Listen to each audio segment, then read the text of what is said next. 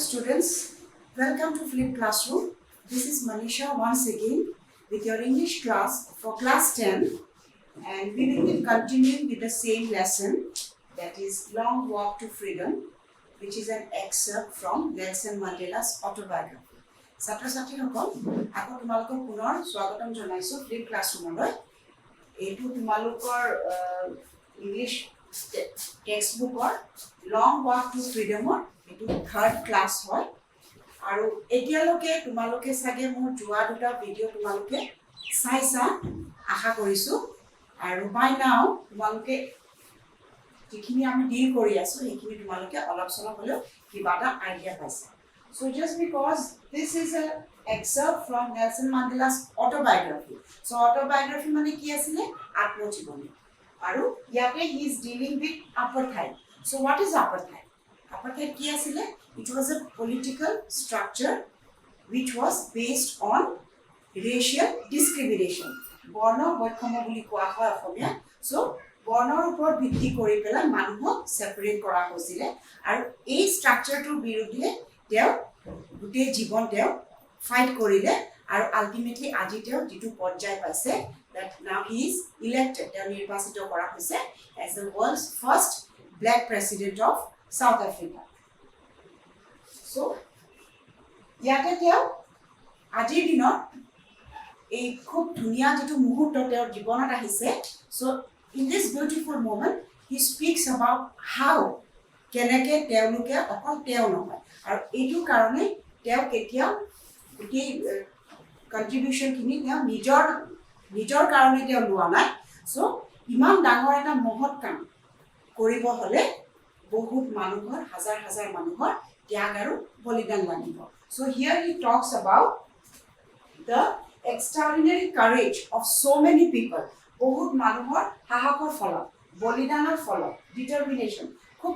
strong willpower asile kihotar and they were wise and they were generous aru teo yate koise je I acknowledge that I am standing here je moi yate apnalokor agot thio hoisu I am just the sum of all those jibilake kori thoi golge kihotor hoi moi aji yate thio hoisu aru logote mon montu bahut dukh lagise it pains my heart that aji হিহতৰ এই স্ট্ৰাগল এই যে fight ইমান দীৰ্ঘদিনীয়া এটা সংগ্ৰাম কৰিলে এটো কিন্তু ৰিজাল্টটো চাবলৈ they are not themselves physically present here so we will do it from page 21 it is from these comrades in the struggle that I learned the meaning of courage so etia teo nijor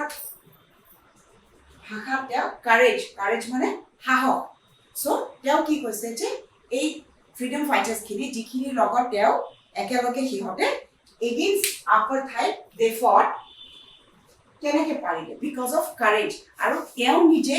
hahok hobolo kar pora hikile from those comrades mane logor manugini so he learned courage from them and the meaning of courage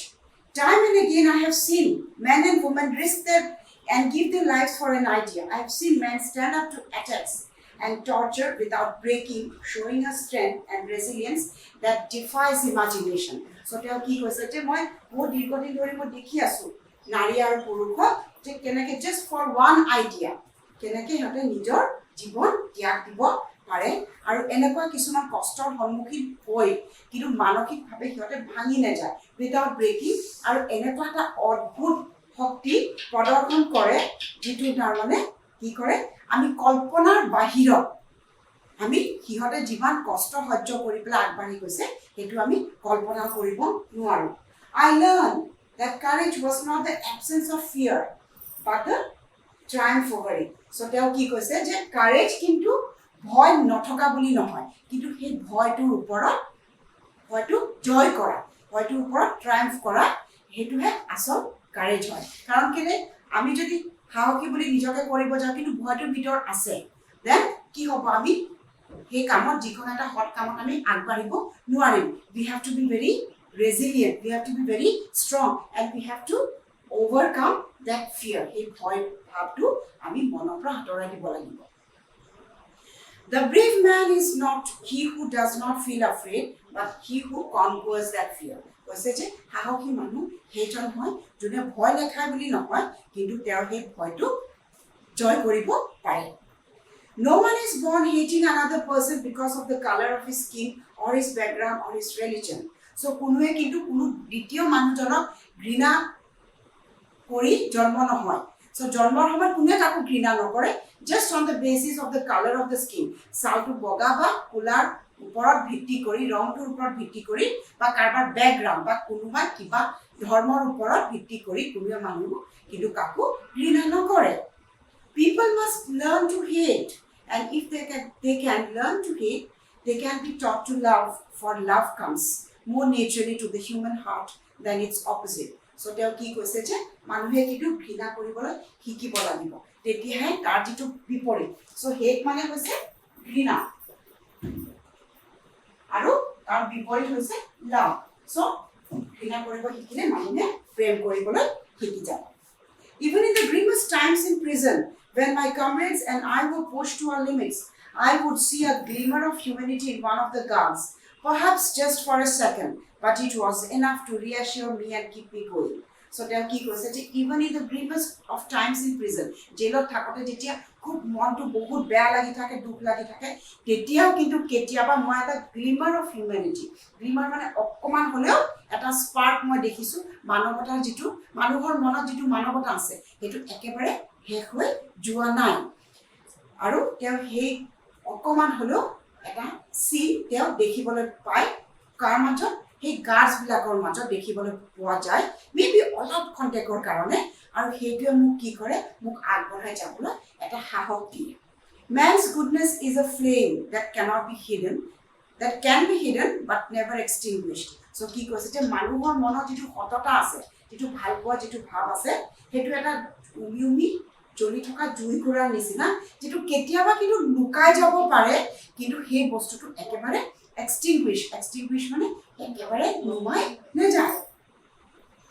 In life, every man has twin obligation. So ইয়াতে Mandela আৰু এটা কথা কৈছে যে প্ৰত্যেক মানুহৰ জীৱনত কিন্তু দুটা, টুইন মানে হৈছে দুটা অব্লিগেশ্যন মানে দায়বদ্ধতা, কৰ্তব্য. Obligation to his family, to his parents, to his wife and children, and he has an obligation to his people, his community, his country. So এই দুটা দায়বদ্ধতা আছে. প্ৰথমটো হৈছে টু হিজ ফেমিলি, পৰিয়ালৰ প্ৰতি, পিতৃ মাতৃৰ প্ৰতি, তেওঁৰ নিজৰ ঘৈণীয়েকৰ প্ৰতি, নিজৰ ল'ৰা ছোৱালী সন্তানৰ প্ৰতি আছে. তাৰপিছত দ্বিতীয়টো কাৰ প্ৰতি আছে? দ্বিতীয়টো আছে তেওঁৰ নিজৰ মানুহখিনি, সমাজটো, তেওঁৰ জাতিটো আৰু নিজৰ দেশৰ প্ৰতি. চ' এই দুটা টুইন অব্লিগেশ্যনৰ কথা তেওঁ কৈ আছে. In a civil and human society, each man is able to fulfill those obligations according to his own inclinations and abilities. So এটা সভ্য সমাজত কি হয়, এই দুটা অব্লিগেশ্যন পালন কৰিবলৈ বিশেষ অসুবিধা নহয়, আৰু তাতে মানুহৰ নিজৰ কিছুমান ইণ্টাৰেষ্ট থাকে, কিছুমান ক্ষমতা থাকে, সেইবোৰক একেলগে আগবঢ়াই নিবলৈ কোনো ধৰণৰ অসুবিধা নহয়. But in a country like South Africa, কিন্তু তেওঁ কি কৈছে যে চাউথ আফ্ৰিকাৰ নিচিনা এখন দেশত ইট ৱাজ অলমষ্ট ইম্পচিবল, একেবাৰে অসম্ভৱ হৈ গৈছিলে for a man of my birth and colour to fulfil both those obligation. কৈছে যে চাউথ আফ্ৰিকাৰ নিচিনা এখন দেশত কিন্তু সেই দুটা কৰ্তব্য একেলগে পালন কৰিবলৈ অসুবিধা হৈ গৈছিলে. কাৰ কাৰণে? মোৰ নিচিনা এজন মানুহ, মোৰ নিচিনা কিয় কৈছে তেওঁ যে মই যে আই এম এ কালাৰেড, মই ৰঙীন মানুহ, the color of the skin was black. সেইকাৰণে এই দুটা কৰ্তব্য একেলগে পালন কৰিবলৈ কিন্তু বহুতে জটিলতা সন্মুখীন হ'বলগীয়া হয়. In South Africa, a man of color who attempted to live as a human being was punished and isolated. কি কৈছে যে সাউথ আফ্ৰিকাত কিন্তু এজন মানুহ, ৰঙীন মানুহক এজন মানুহৰ নিচিনা জীয়াই থাকিব হ'লে কি কৰা হয়, তেওঁক শাস্তি দিয়া হয়. পানিছমেণ্ট শাস্তি দিয়া, আৰু আইচলেটেড মানে পৃথক কৰি দিয়া, তাৰমানে বেলেগ মানুহৰ লগত একেলগতে কিছুমান কাম কৰিবলৈ আগবাঢ়ি যাব নোৱাৰে. In South Africa, a man who tried to fulfill his duty to his people was inevitably ripped from his family and his home and was forced to live a life apart. a twilight existence of secrecy and rebellion. So South Africa কি হৈছিলে এজন মানুহ যোনে নামানে এই ডিউটিটো কোনটো duty এই কৰ্তব্যটো নিজৰ মানুহৰ প্ৰতি এই কৰ্তব্যটো কৰিবলৈ মানে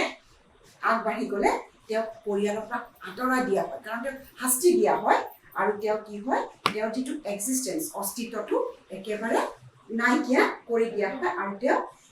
কেনেকুৱাকৈ জীয়াই থাকিব লাগে he has to live a twilight existence of secrecy secrecy মানে লুকাই থকা and rebellion protest কৰি পেলাই I did not in the beginning choose to place my people above my family but in attempting to serve my people I found I was prevented from fulfilling my obligations as a son a brother a father and a husband so তেওঁ কি কৈছে যে মই কিন্তু প্ৰথমতে কেতিয়া মোৰ নিজৰ জাতিৰ মানুহক ওপৰত থোৱা নাছিলো সদায় আমাৰ প্ৰথম কৰ্তব্যটো আমাৰ পৰিয়ালৰ প্ৰতি হয় নে নহয় সো আমি সদায় পৰিয়ালৰ কাৰণে চিন্তা কৰো কিন্তু মই যে দেখিলো অসুবিধা পাইছো পৰিয়ালকো একেলগে সমানে মোৰ সময় দিবলৈ আৰু মোৰ ৰাইজৰ মোৰ সমাজৰ মানুহখিনি মোৰ জাতিৰ মানুহখিনি তেতিয়া মই দেখিছো যে মোৰ অসুবিধা হৈছে আৰু তেতিয়াই মই গম পাইছো যে মোৰ যিখিনি দায়িত্ব এজ এ সান পুতেক হিচাপে দেউতাক হিচাপে ককায়েক হিচাপে মই মোৰ এই দায়িত্বখিনি কৰিবলৈ অকণমান অসুবিধা পাই আছো I was not born with the hunger to be free so তেওঁ কি কৈছে যে মই এটা এনেকুৱা এটা ভোক যে মই মুক্ত মই স্বাধীন হৈ থাকিম এইটো ভাব মই কিন্তু মই I was born free মই স্বাধীনভাৱে মই জন্ম হৈছো মোৰ সেইটো ভোক মোৰ পিছত অহা নাই মই স্বাধীন হৈ জন্মই হৈছিলো free in every way I could know সবতে মই মুক্ত স্বাধীন free to run in the fields near my mother's heart free to swim in the clear stream and run through my village free to roast mealies under the stars and ride the broad backs of slow moving bulls কৈছে মই মোৰ ঘৰৰ পথাৰত ঘূৰি ফুৰিব পৰাকে তাৰ পিছত হাতুৰিবলৈ গাঁৱত অনাই বনাই ঘূৰি ফুৰিবলৈ তাৰ পিছত টু roast mealies roast মানে পুৰি পেলাই খোৱা mealies হৈছে মেজৰ ভিতৰৰ কৰ্ণ গুমধানৰ ভিতৰৰ বস্তুটো সো হেতু পুৰি খাবলৈ আকাশৰ তলত খেলি ফুৰিবলৈ আৰু বুলছ মানে হাড় গৰু পিঠিত উঠি ফুৰিবলৈ সো এইবিলাক এজ এ স্মল বয় মই ইয়াকে স্বাধীনতা বুলি ভাবিছিলো as long as I obeyed my father and abided by the customs of my tribe I was not troubled by the laws of man or God so যেতিয়ালৈকে মই মোৰ পিতৃৰ আজ্ঞা মানি চলিছিলো আৰু মই যেতিয়ালৈকে মোৰ জাতিৰ কোনো নিয়ম মই উলংঘন কৰা নাছিলো আৰু মই মোক কোনো আইনে মোক অসুবিধা কৰা নাছিলে কোনো ঈশ্বৰৰ আইন বা কোনো আমাৰ সমাজে বনোৱা আইনৰ পৰা মোক কোনো ধৰণৰ একো অসুবিধা হোৱা নাছিলে It was only when I began to learn that my boyhood freedom was an illusion when I discovered as a young man that my freedom had already been taken from me then that I began to hunger for it so মই কেতিয়া গম পালো যে মোৰ যিটো লৰালি কালৰ যিটো স্বাধীনতা সেইটো এটা ভ্ৰমহে আছিলে গাঁৱত আনাই পৰাই ঘূৰি ফুৰাটো কোনো ডাঙৰ কথা নহয় নিজৰ মন পছন্দৰ খেল এটা খেলা কোনো অসুবিধা নহয় সো মই সেইটো ভ্ৰম বুলিহে সেইটো এটা ভ্ৰমত মই জীয়াই আছিলো আচলতে At first, as a student, I wanted freedom only for myself. So, মই যেতিয়া ছাত্ৰ হৈ আছিলো মই অকল মোৰ নিজৰ কাৰণে স্বাধীনতা বিচাৰিছিলো The transitory freedoms of being able to stay out at night, read what I pleased, and go where I chose. So, ছাত্ৰ হিচাপে মই যলৈকে যাব খুজো মই যাব পাৰো যিবিলাক খন্তেকীয় স্থায়ী যিটো স্বাধীনতা ৰাতি দেৰিলৈকে বাহিৰত থকা যি কিতাপ পঢ়িবলৈ মন যায় সেয়া পঢ়া আৰু যলৈকে যাবলৈ মন যোৱা তালৈকে যাবলৈ পৰাটো Later, as a young man in Johannesburg, I yearned for the basic and honorable freedoms of achieving my potential, of earning my keep, of marrying and having a family, the freedom not to be obstructed in a lawful life. তাৰ পিছত যেতিয়া মই আৰু ডাঙৰ হৈ গলো ডেকা হৈ গলো জোহানেছবাৰ্গত থাকোতে মই কি ইয়াৰ্ণ কৰা মানে খুব গভীৰভাৱে বিচৰা কি বিচাৰিছিলো এই বেসিক যিখিনি মৌলিক যিখিনি স্বাধীনতা কি আছিল সেইটো অফ এচিভিং মাই পটেনশিয়েল তাৰমানে প্ৰত্যেক মানুহে কিবা এটা গুণ লৈ পেলাই জন্ম হয় আৰু সেই পটেনশিয়েলটো ৰিয়েলাইজ কৰিব পৰা অধিকাৰটো প্ৰত্যেক মানুহৰ থাকে আৰু সেইটোকে মই কৰিবলৈ বিচাৰিছো সেইটো হৈছে আমাৰ মৌলিক অধিকাৰ আৰু হেতুকে মই কৰিব পাৰা নাছিলো তাৰ পিছত নিজে কিবা এটা উপাৰ্জন কৰা তাৰ পিছত ফ্যামিলি কৰা বিয়া পতা ল'ৰা ছোৱালী কৰা the freedom not to be obstructed in the lawful life আইন মতে যেটো তাৰমানে উচিত হে তেনেকুৱা এটা মই জীৱন জীয়াবৰ কাৰণে মানে মোক চাৰিওফালৰ পৰা মই বাধা পাইছিলো so my dear children today I will wrap up my class here in this paragraph from my next class we will do with the remaining 2 paragraphs so you can if you have any doubts you can go to the description box below pick up my phone number and give me a call to answer your queries thank you